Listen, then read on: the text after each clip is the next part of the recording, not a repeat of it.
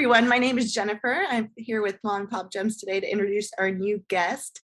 Would you like to go ahead and introduce yourself? Yeah, of course. First of all, thank you so much for having me here. I'm really grateful for the opportunity. My name is Precious. I have been an artist for the last 7 years and an entrepreneur for the last almost 10 years. So I've been in e-commerce since 2012 when I was about 18 and a freshwoman in college. And so that's when this whole journey began for me. That's awesome. So, have you always been an entrepreneur, or have you ever had one of the more typical office jobs? So I would say, yes, I've always been geared toward entrepreneurship, but I was really the only one in my family who was exploring that. My parents, they took on very traditional jobs and kind of roles. And so I kind of explored entrepreneurship on my own. Also, pursuing a traditional career path because that's what they told me that I should do to have a more, stable income and things like that. But my heart was definitely always in entrepreneurship for sure. That's awesome. So, what advice would you give to someone who, is in that similar state of mind? Like, their family might be like, oh, well, you should really get something more stable, but they're like, I'm an artist. Yeah, I would say pretty much what I had to do. And I guess it really depends on the person, the situation. So for me, I, of course, wanted to pursue what I wanted. I strongly believed in what I was doing, but I also cared deeply about my parents and what they felt and my relationship with them. So I basically had to kind of do the crazy thing and balance both, which is not easy. It is not an easy thing. And there were definitely times that I felt like giving up one way or the other. But what balancing that throughout my college and throughout grad school, what that taught me was serious time management skills, which is actually something that's really important as an entrepreneur. You have to be able to not only balance your time, but also be cognizant of where your time is going. So that's something that I learned and I practiced throughout my schooling. And then after I graduated, I did take on a traditional kind of 9 to 5 job. And I I really had a strength in time management because I balanced that with my business, with my studies. So that's definitely one piece of advice I would have is if you want to go all in, you can definitely do that. That's definitely I definitely don't regret, still taking on a traditional path, but I feel like if I had gone all in, it definitely would have been a scary jump, but I would have also, built the plane on the way down after jumping. So there's also that you could do that. But of course, if you're in college, you might have some issues with your parents with that if they're not, fully on board or if they don't fully understand what you do. And then you could also just, take the traditional path, but then I've always wanted to be an entrepreneur. And so I definitely wanted to explore that. So I had to just balance both. That's awesome. That really speaks to how you've been able to kind of manage it all. So, you've always known that you'd have a passion for art. So, how did you find that passion? I would say I have really been drawing my whole life. And it was always portraits, actually. I remember when I was, well, maybe I don't quite remember, but there are pictures of things I drew when I was like 3 years old, and there were always people's faces. And so I think I've always just been interested in capturing expressions. But I didn't do art that deeply when I was like in middle school or even high school. It was really when I went into college, and it was kind of my outlet because I was really struggling as a student because I think that like I am book smart and I can pass an exam, but my heart was not in it. And so drawing and then painting was my escape kind of from that. And it kind of relaxed me in during the stressful times, stressful exams, especially. Speaking of, uh, those stressful times with COVID and everything, how did that work for you? Were you able to kind of have more time to express yourself through art and also build your business and teach others how to take advantage of that time? Or what was your strategy? Yeah, so I definitely had a lot more time to work on my business in 2020. And that ended up being really good for me because I ended up being able to kind of experiment with different things that my audience and my customers wanted. And I ended up actually doubling the revenue that I had made in any previous year, which is pretty crazy because yeah, that kind of meant for a lot of people that their income was drying up, especially if they were depending on in-person kind of meetings or like shows, galleries to make an income. So I kind of had to think quickly on my feet and be like, okay, what can I launch that doesn't require you to meet in person and is also something that my customers wanted. And so I actually, that was the first year that I started surveying, like really deeply surveying my customers and finding out what they wanted and how I could serve them in this time. And then that's when one of my customers gave me the idea to start a membership because he was interested in art history and learning about artists of the past. And so I was like, okay, I think I can launch a Patreon where I can kind of do monthly videos like that. And it did really well for me. And then I also launched another membership for other artists who were looking to learn painting skills for me. So that was also something I ended up launching in that time. And that I think that really, it not only helped me pull through in that time, but it also taught me how to be more resourceful and yeah, think quickly on your feet when things go crazy like COVID. Yeah, 100%. If anything, it's made everyone kind of turn to digital. And from like a self-employed perspective, it's a really good opportunity to kind of stand out and, start marketing yourself. So it's cool to see how you developed that further. So would you say you spend more time on your own art, or would you say you spend more time building the artists in our community? I think right now I definitely, especially recently, just because it's the Christmas season, I've been working a lot on my store. And I've started picking up tutorials back again. I think I just released one on Friday. So I'm definitely going to be working more on tutorials for artists. But I think right now, just a lot of interesting things have been happening. I've been learning a lot of new things with this Christmas season. So I've definitely been working a lot on my store and on just new products for customers. So it's an example of one of those things that you've been learning. Well, I don't think I've actually shared this on my own podcast, but I've kind of been pivoting my business a little bit. And so my main source of income as an artist was from commissions. So commissions were definitely my biggest money maker in 2020 and this year. The issue is, and I had a lot of demand for it too. The problem was I had recently gotten a new job and I moved away.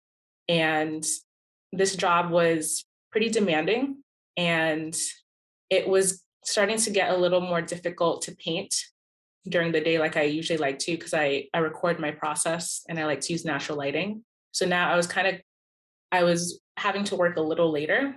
And so, and another thing too is that a lot of labor goes into commissions. Maybe the client wants to change something and you have to do it within a certain time, especially if it's a time sensitive thing. So I was like, it would be really nice if I didn't have to do as much labor. Like I still love to paint, but I was kind of looking for a way to maybe have more of a passive income stream where I'm not kind of trading that time for dollars. And so I was like, okay, a lot of people like to buy art prints. Why don't I upload, digital files for people to download? And so I started thinking about that. And I was also listening to a lot of business podcasts too. And they were like, talking about passive income and things like that. And I was like, this can be a passive income stream because I only have to do the painting once. putting up the upfront work and then offering it as a digital download for my customers. So I wouldn't have to fulfill anything. I wouldn't have to actually, work on multiple paintings, and I wouldn't have to ship anything or pack anything. That was something that took up a lot of my time.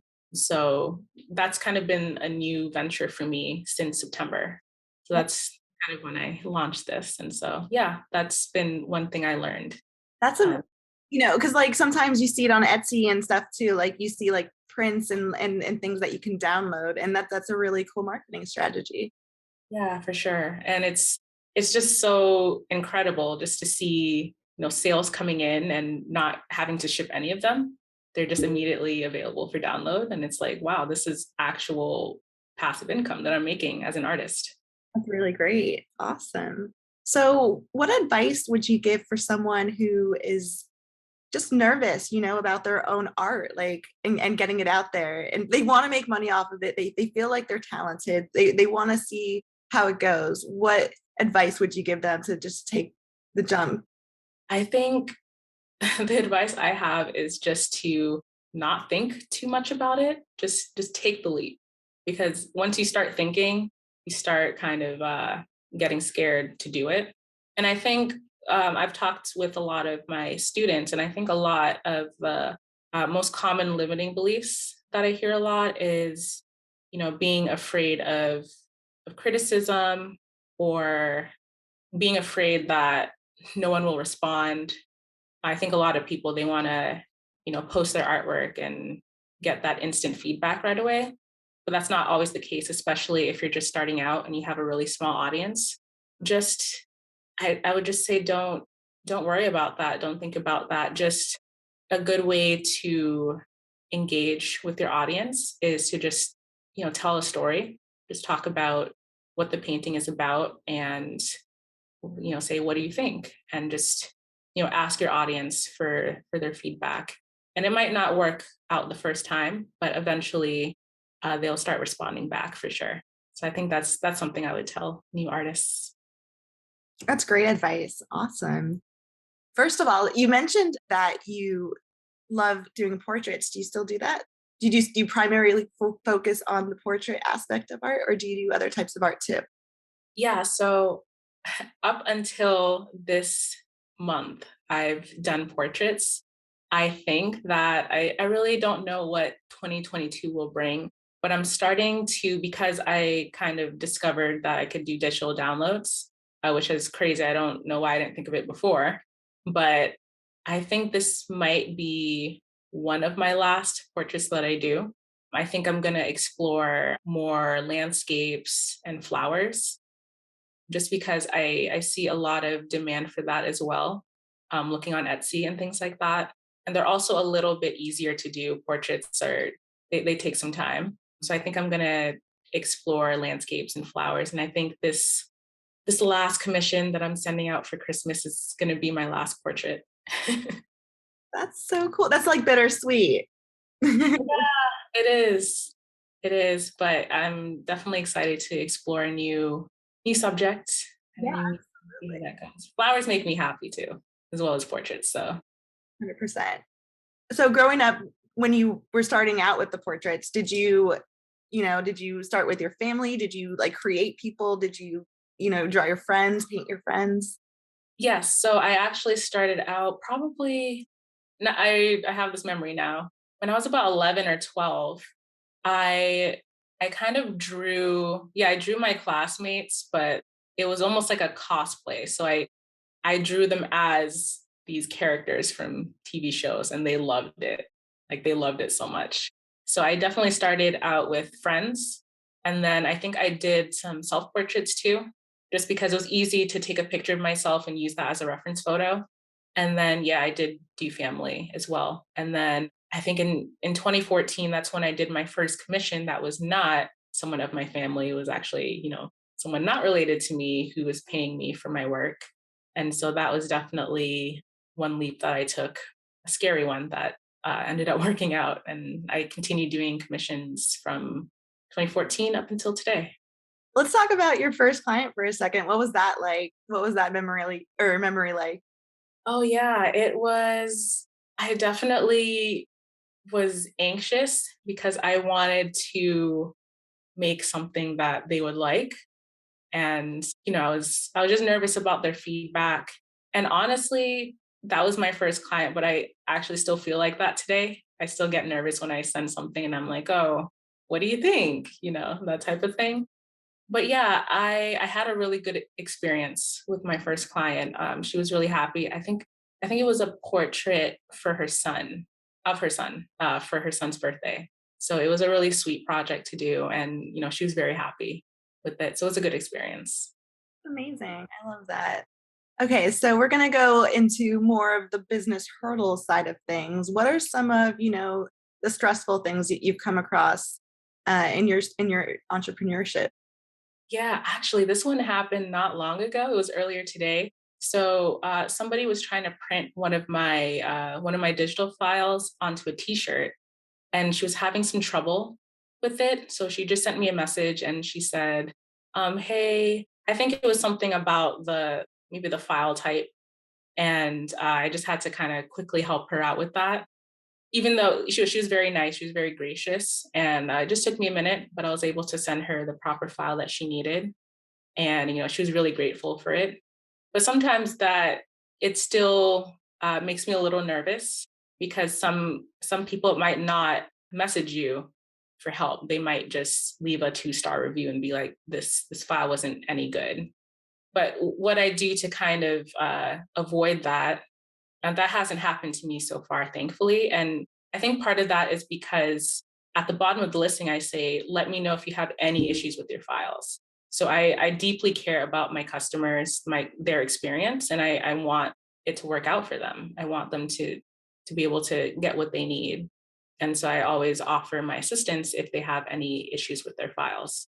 So definitely, yeah, dealing with customer issues, because right now I'm still very small. I still just do all of my customer service, but definitely I think in the future, even hiring that out one day.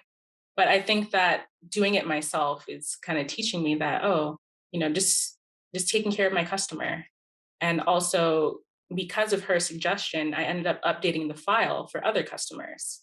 So I think it's very valuable to listen to your customers' feedback, and that just helps you improve your product even more, so that more people can find it and love it. That was such a great answer. I was literally going to ask you, what have you learned with like the customer aspect of the business? So that's really cool. It's definitely important, especially since they're the ones purchasing your stuff. Exactly. Yeah, awesome. So you kind of talked about your short-term goals. What are some of your long-term goals? Definitely my long-term goal is to be able to grow my business full time. That's actually the name of my podcast, Freelance to Full Time. I think the thing that, and I think what I said before about, thinking about what if I had gone all in and, not done, I studied science, I studied food science, and that's what I have 2 degrees in. So I worked really hard on that, but it always, because we're always limited to how much time we have in a day, I could never really go all in on my business to grow it full time. So I think my goal is to, yeah, be able to transition from freelance to full time, and that's what I document on my podcast is how I'm kind of doing it, how I'm scaling my business, and so yeah, that's definitely my long term goal. And I think there was something you asked me earlier about taking a traditional path. One of the reasons why I'm so passionate about entrepreneurship is that I just love being my own boss, and the idea of just having control over my day. When you have a 9 to 5, you're the best parts of your day, because really in the morning, maybe up until 3, 4 p.m., those are my most productive hours. That's when my brain is literally exploding with ideas, and I'm just like, all right, go go go, let's get these onto my store. Those are the best hours of my day, going to a 9 to 5. And it was just kind of depressing for me. And I don't like having to ask a boss, can I take time off for this? That kind of thing. So the idea of being my own boss was really attractive to me. And so that's what I'm working toward long term. That's so wonderful. And that's what we're here to do. We're here to empower all of the entrepreneurs, trying to grow their brand. So, what are some ways to help, put that in effect? What are some ways people can reach out to you? They can follow your podcast, look at your shop. Yeah, of course. So my podcast Instagram is freelance to full time. And you can also find me on wherever you listen to podcasts. I'm also on YouTube at youtube.com/precious Henshaw. I just post the video versions of my podcasts. And you can also follow my art page, which is Precious Henshaw Art. Precious Henshaw Art, just Precious Henshaw Art.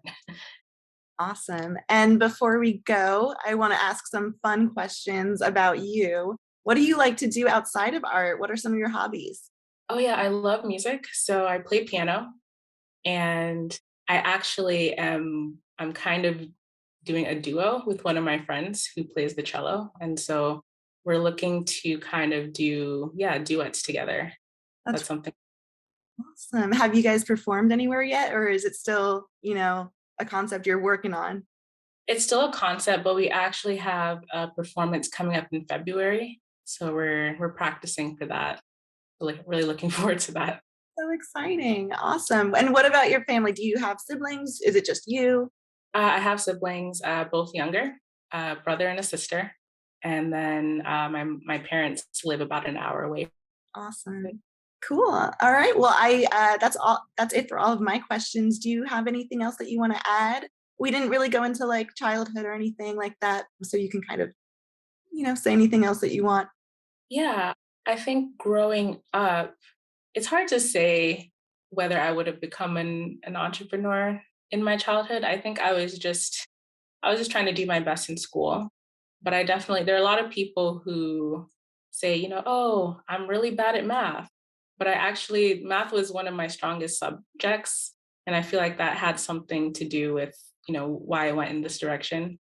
Because I think I'm a little obsessed with numbers. And so I like looking at data and things like that, and kind of seeing how your shop is doing.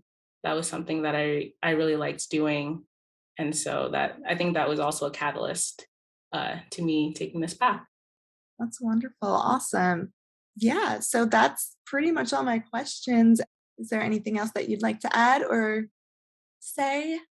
Yeah, I think just it's definitely the path to entrepreneurship is not an easy one, and it's definitely a dirt path for a lot of people, especially if you don't come from a family of entrepreneurs. And that's definitely what it was for me.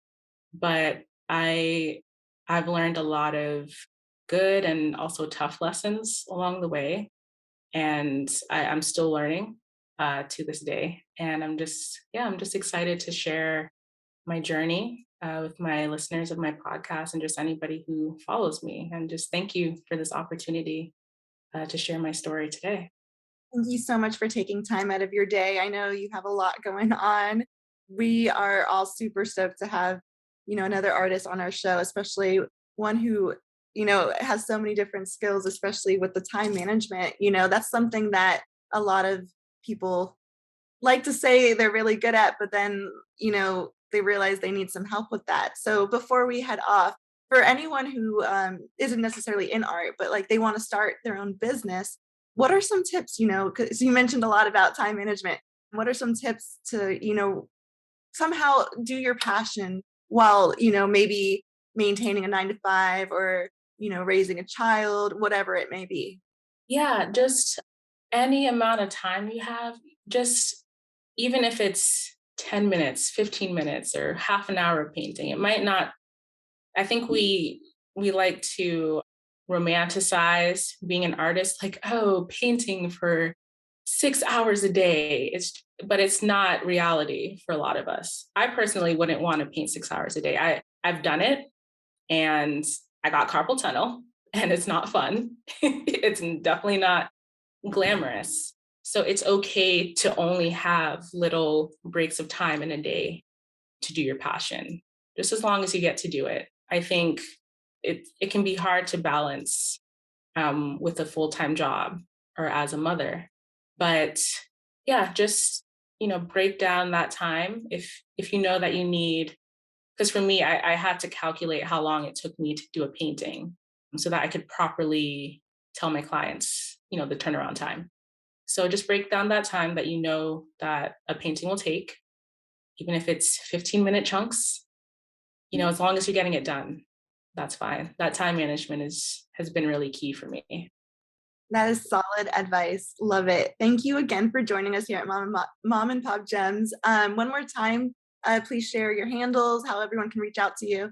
Yeah, of course. So my podcast page on Instagram is freelance to full time. And I'm also on YouTube at youtube.com/Precious Henshaw. I post my new episode every single Monday. And then my art page is Precious Henshaw Art on Instagram. Okay, awesome. So, what are one more time for the viewers? What are some ways that everyone can reach out to you? Yeah, so I have my podcast page on Instagram, freelance to full time, and I'm also freelance to full time on TikTok. And I post on YouTube, youtube.com/Precious Henshaw. And I also have my main art page on Instagram, which is Precious Henshaw Art. Awesome. Thank you again for joining us, Precious. Thank you. Thank you so much for having me.